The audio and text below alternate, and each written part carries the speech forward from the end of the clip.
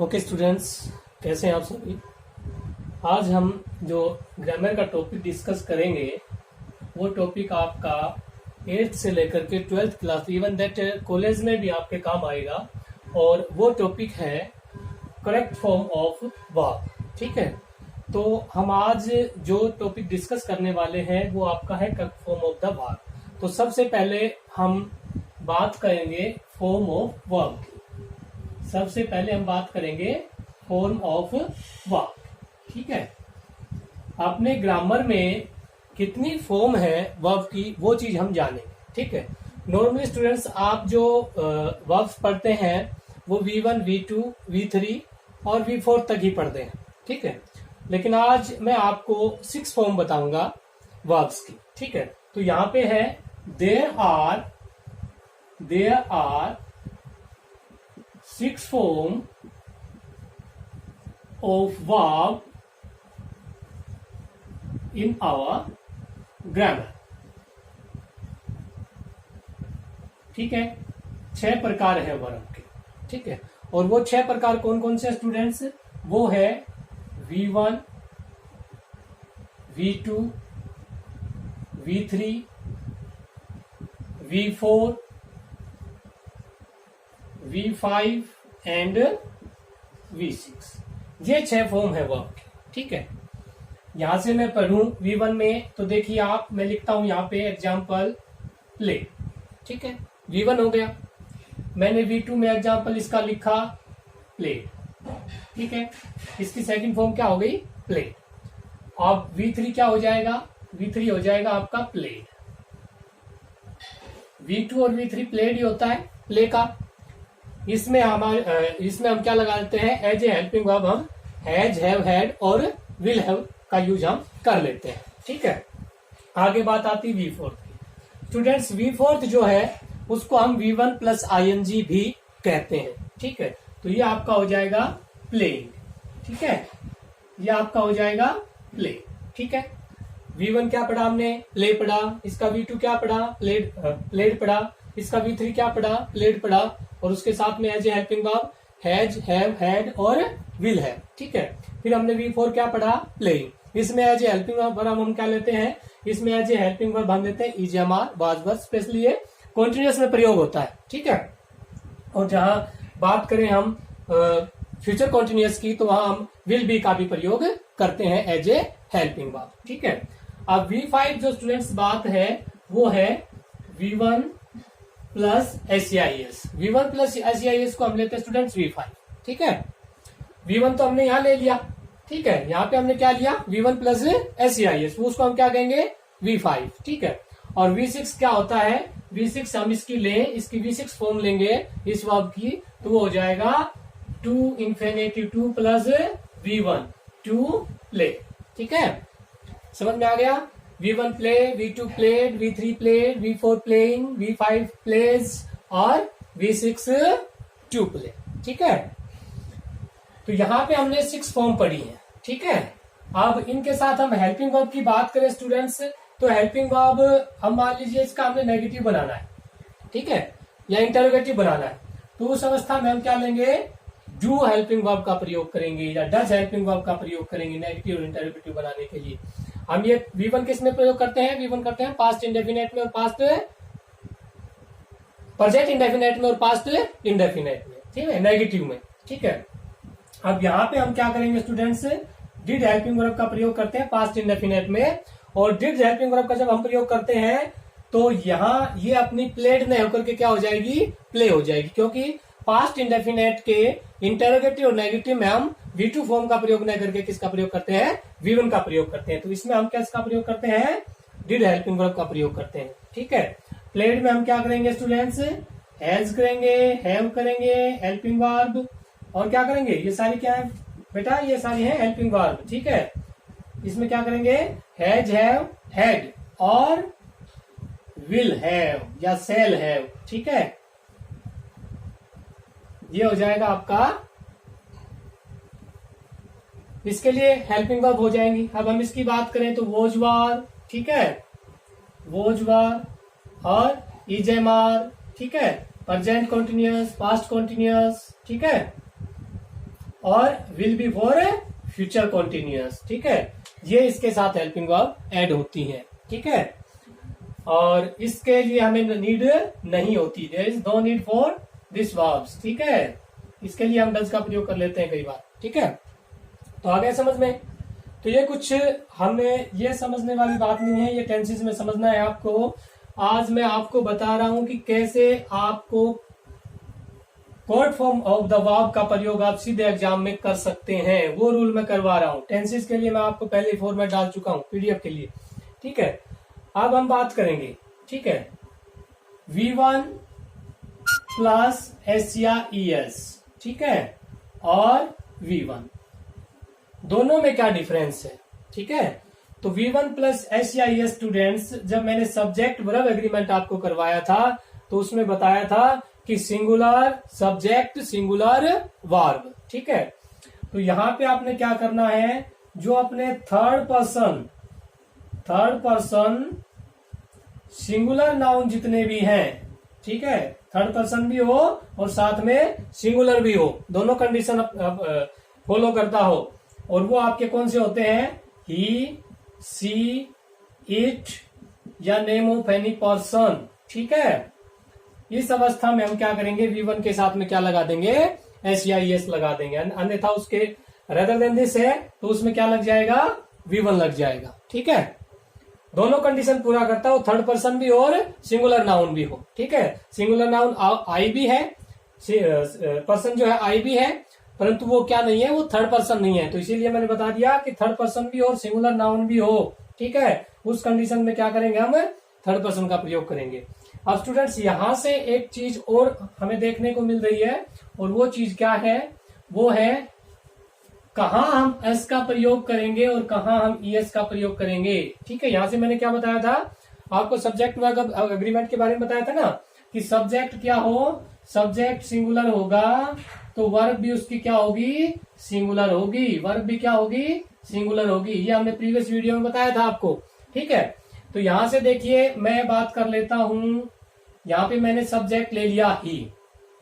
ठीक है, ये थर्ड पर्सन है और सिंगुलर है। ठीक है, तो यहां पे मैंने वर्ब ले ली भैया, जैसे मैं एक एग्जांपल ले लेता हूं, ही गोज टू स्कूल।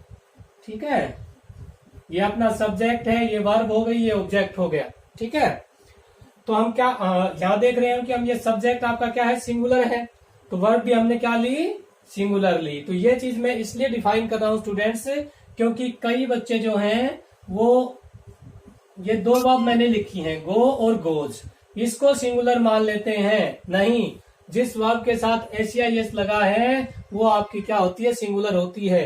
ठीक है, डू आपकी क्या है, प्लूरल वर्ब है, और डज आपकी क्या है, सिंगुलर वर्ब है, हैव आपकी प्लूरल वर्ब है, हैज आपकी सिंगुलर वर्ब है। ठीक है, तो जिनके साथ में भी एस लगा हुआ है या ES लगा हुआ है वो सारी क्या होती है, सिंगुलर होती है, और ये प्लूरल होती हैं। क्लियर हो गया। अब हम बात कर रहे थे कि कहां पे हम एस का प्रयोग करेंगे और कहां ES का प्रयोग करेंगे, वो चीज और देखें स्टूडेंट्स। कई बच्चों को ये चीज जो है समझ नहीं आती है, सस्पेंस उनको होता है, वो सस्पेंस आज मैं दूर कर देता हूं। देखिए, एस का प्रयोग या ES का प्रयोग, ठीक है, वर्ब के साथ में ES का प्रयोग कहाँ होता है स्टूडेंट्स, वो चीज हम देखेंगे। तो वो आपका होता है स्टूडेंट्स, जिन वर्ब का अंतिम लेटर SH हो, CH हो, X हो, Z हो, O हो, SS हो।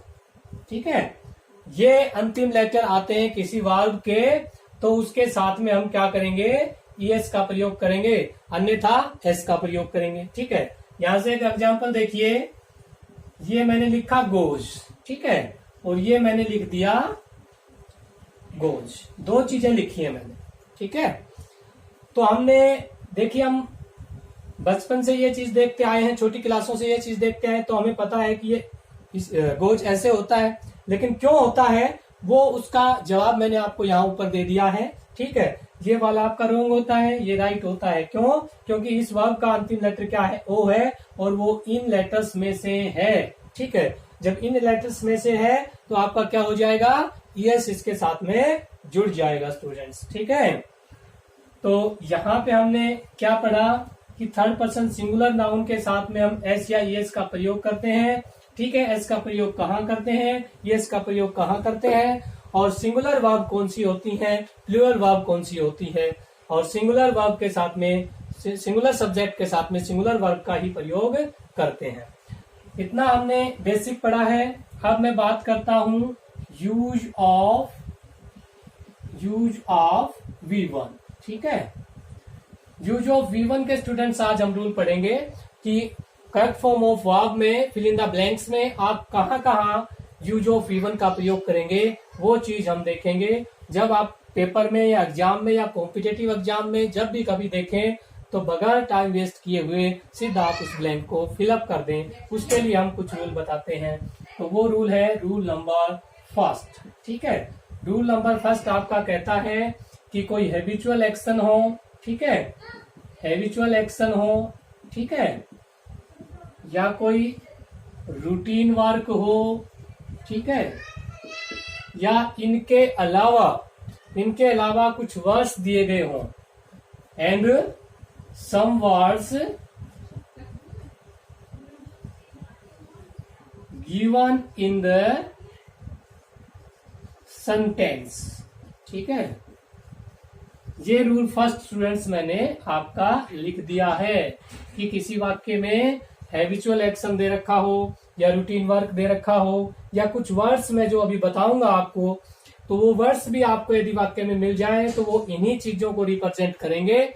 तो उनके लिए भी आप क्या करेंगे, V1 का प्रयोग करेंगे। ठीक है, तो वर्ड्स कौन से हैं स्टूडेंट्स, वो वर्ड्स हैं वर्ड्स लाइक एज।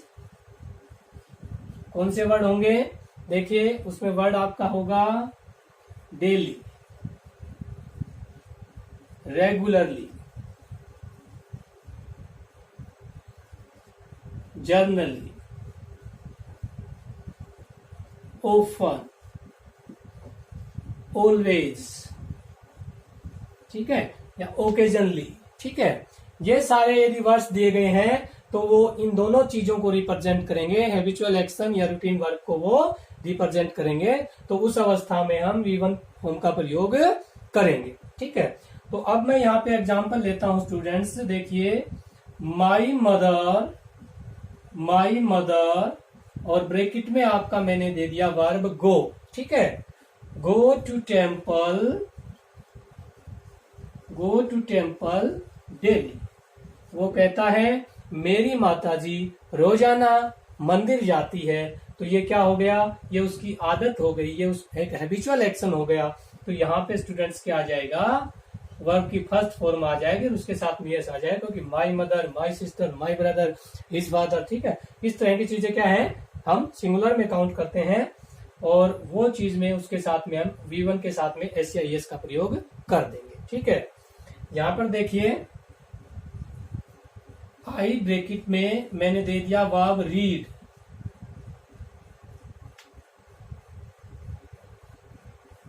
पहले मैं वर्ड दे देता हूं, आई ओपन, और अब दे दिया मैंने वर्ब रीड। English newspaper. ठीक है, मैं रोजाना या न प्राय जो है मैं अंग्रेजी अखबार पढ़ता हूं। तो यहाँ पे स्टूडेंट्स क्या आ जाएगा, रीड आ जाएगा, V1 आ जाएगा, क्योंकि ये थर्ड पर्सन, ये सिंगुलर नाउन तो है लेकिन थर्ड पर्सन ये नहीं है। ठीक है, तो यहाँ पे क्या आ जाएगा, रीड आ जाएगा। तो ये सारी चीजें हमने देखी। ठीक है, हैबिचुअल एक्शन हो, रूटीन वर्क हो, या फिर ये कुछ वर्ड्स इसमें दिए गए हों, तो वहां पे हम क्या करेंगे स्टूडेंट्स, V1 का प्रयोग करेंगे। ये रूल नंबर फर्स्ट था। अक्सर HDSC पेपर्स में ये पूछे जाते हैं, तो वो आप इसको ध्यान से देख लेना, नोट डाउन कर लेना। इसकी PDF भी मैं आपको प्रोवाइड करवा दूंगा। ठीक है, ये रूल नंबर 1 था, सभी को समझ में आ गया होगा। अब हम बात करेंगे रूल नंबर 2 की। ठीक है, अब बात करने वाले हैं हम रूल नंबर 2 की। ठीक है, यूज ऑफ V1। ठीक है, इसमें हम सेकंड रूल जो पढ़ेंगे स्टूडेंट्स, वो आपका क्या होगा, वो होगा, देखिए कि यदि आपके सेंटेंस में, वाक्य में कोई साइंटिफिक रीजन, ठीक है, या फैक्ट दिया गया है, ठीक है, साइंटिफिक रीजन या फैक्ट दिया गया है या यूनिवर्सल ट्रूथ दिया गया है, ये अलग अलग रूल हैं। मैं इनको एक में ही बना रहा हूं ताकि आपका वीडियो छोटा बने और जल्दी समझ में आ जाए, ठीक है। साइंटिफिक रीजन हो, साइंटिफिक फैक्ट हो, यूनिवर्सल ट्रूथ हो या फिर इनके अलावा जनरल ट्रूथ हो, तो उस अवस्था में भी स्टूडेंट्स हम क्या करते हैं, V1 का प्रयोग करते हैं। साइंटिफिक रीजन दे रखा हो, यूनिवर्सल ट्रूथ दे रखा हो या जनरल ट्रूथ दे रखा है, तो उस कंडीशन में हम V1 का प्रयोग करते हैं। फॉर एग्जाम्पल देखिए, एग्जाम्पल्स में देखिए, मैं बात कर लेता हूं पहले साइंटिफिक रीजन की। तो यहाँ पे हो गया वाटर, ब्रैकेट में मैंने दे दिया बॉयल 100 डिग्री सेंटीग्रेड। ये क्या है, ये वैज्ञानिकों ने एक पैमाना दिया हुआ है कि जब टेम्परेचर इतना डिग्री हो जाएगा तो पानी क्या करेगा, बॉयल करेगा। तो ये एक साइंटिफिक फैक्ट है, तथ्य है, तथ्य के अनुसार ये बात है, ऐसे ही हवा में कोई बात नहीं है। तो यहाँ पे क्या हो जाएगा, water third person singular noun है, तो यहाँ पे क्या हो जाएगा, बॉयल्स हो जाएगा, ठीक है। अब मैं बात कर लेता हूँ स्टूडेंट्स यूनिवर्सल ट्रूथ की, ठीक है। तो यहाँ पे मैंने एग्जांपल लिया सन, द सन, ब्रैकेट में ले लिया मैंने राइज इन द ईस्ट, ठीक है। स्टूडेंट सन है, वाटर है, स्काई है, मून है, अर्थ है, इनको थर्ड पर्सन में काउंट करना है, सिंगुलर नाउन में काउंट करना है, क्योंकि अपने आप में एक एग्जांपल है, ऐसा कोई दूसरा उदाहरण नहीं है, ठीक है। तो यहाँ पे हम क्या कर देंगे, यहाँ पे कर देंगे स्टूडेंट्स राइजिस, ठीक है। क्या हो जाएगा, राइजिस हो जाएगा, क्योंकि ये क्या है, एक यूनिवर्सल ट्रूथ है। समझ में आ गई बात।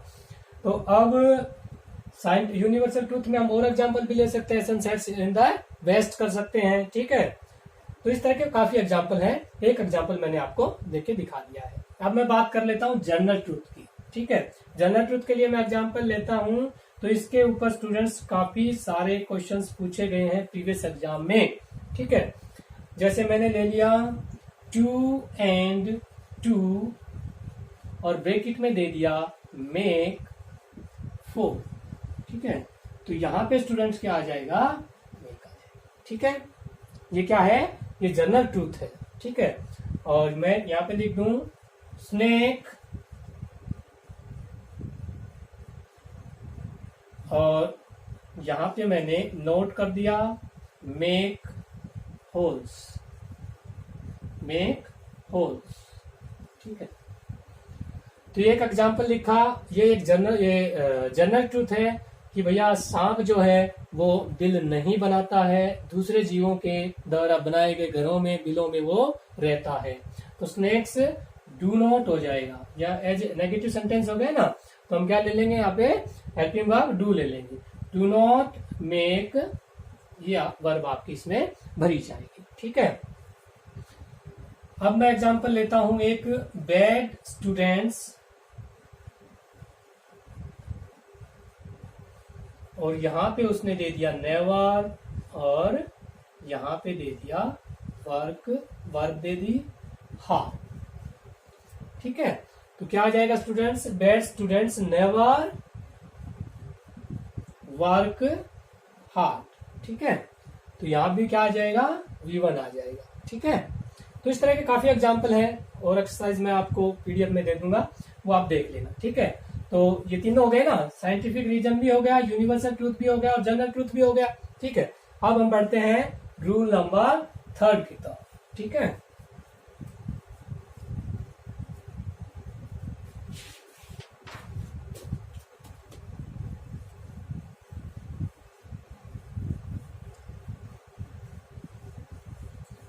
रूल नंबर 3 क्या है, रूल नंबर 3 स्टूडेंट्स आपका हो जाएगा इन कंडीशनल सेंटेंस। जिस वाक्य में कोई शर्त वगैरह दे रखी हो या इफ वाले वाक्य हो, तो उनमें भी हम V1 का प्रयोग करते हैं स्टूडेंट्स। तो वो क्या है, एग्जाम्पल देखिए, एग्जाम्पल में हो जाएगा आपका इफ यू,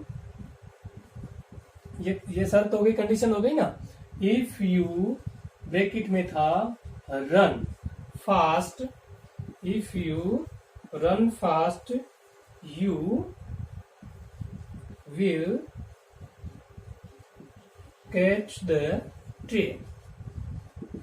देखिए यहाँ पे दो ब्लैंक हैं, हम इसकी बात नहीं कर रहे हैं, इसकी बात नहीं कर रहे हैं, अब हम बात कर रहे हैं इसकी, ठीक है, V1 की। तो ये कहता है इफ यू रन फास्ट, यदि आप तेज दौड़ते हैं, जल्दी जाते हैं, you will catch the train, तो आप ट्रेन को पकड़ लोगे, ठीक है। तो ये क्या हो गई, कंडीशनल सेंटेंस हो गया।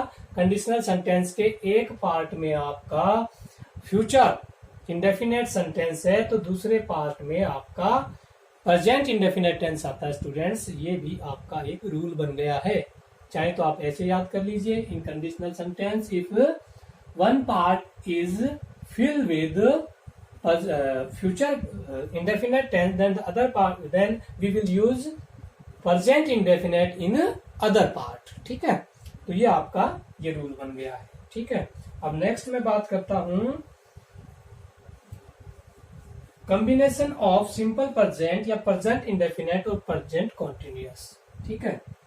रूल नंबर जो भी आपका 4 है, 5 है, कॉम्बिनेशन ऑफ सिंपल प्रेजेंट या present indefinite and present continuous.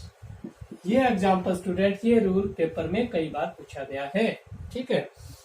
तो इसमें हम क्या देखेंगे, कहता है कि एक भाग में यदि प्रेजेंट कॉन्टिन्यूअस है तो दूसरे भाग में सिंपल प्रेजेंट आएगा, और यदि ये दिखा रखा है तो हम ये भर देंगे, ठीक है। ये कॉम्बिनेशन होता है। तो ये कॉम्बिनेशन क्या होगा, देखिए मैं एक एग्जांपल लेता हूं, पीपल, ये देख लीजिए,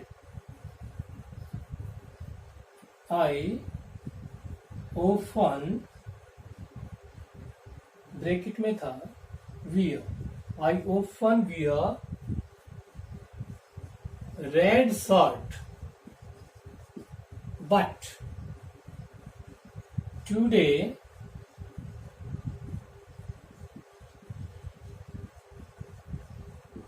व्हाइट वन, ठीक है।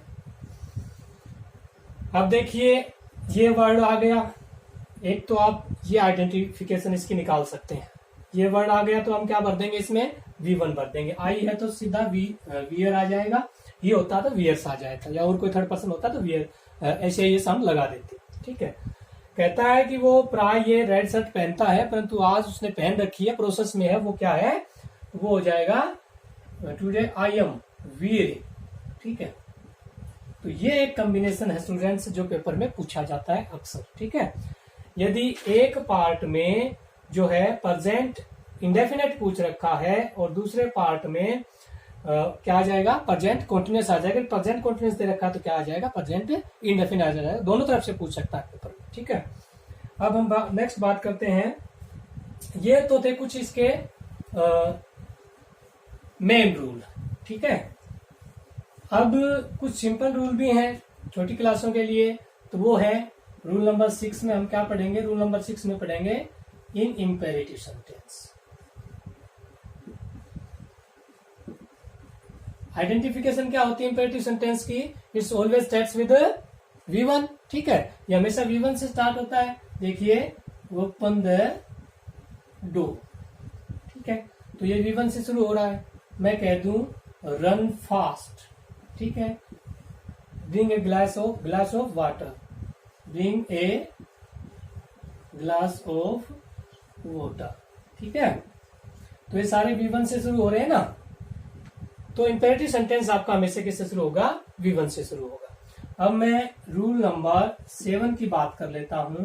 रूल नंबर 7 का होगा आपका, वो होगा आफ्टर मॉडल्स, ठीक है, आफ्टर मॉडल्स, ठीक है। मॉडल के बाद भी हम V1 का प्रयोग करते हैं, लेकिन मॉडल के बाद यदि बी फॉर्म दे रखी है तो थर्ड फॉर्म का प्रयोग करेंगे। यानी मॉडल के साथ बी लग रहा है तो थर्ड फॉर्म आएगी, सिंगल मॉडल है तो V1 आएगा, ठीक है। जैसे आई कैन, और यहां दे दिया स्पीक इंग्लिश, ठीक है, तो यहाँ पे क्या आ जाएगा, स्पीक आ जाएगा, इंग्लिश बोल सकता हूं, ठीक है। तो ये मॉडल भी हो गया आपका, ठीक है। तो ये कुछ रूल थे जहां पे हम जो है किस का प्रयोग करते हैं, V1 का प्रयोग करते हैं। इनके अलावा और कोई रूल जो होगा तो वो आपको PDF में प्रोवाइड करवा दिया जाएगा। तो ये सारा मैंने आज फॉर्म ऑफ वर्ब की बेसिक बताया आपको, ठीक है, कितनी फॉर्म होती हैं। यूज ऑफ V1 का मैंने कंप्लीट आपके रूल बताए हैं, जो कि पेपर में एक सेंटेंस इससे पूछा जा सकता है। तो वो मैंने ये 7 रूल बताए हैं, इनमें से एक रूल आपका पूछा जाएगा। मैं आशा करता हूँ आपको ये समझ में आ गया होगा। Thank you, have a nice day.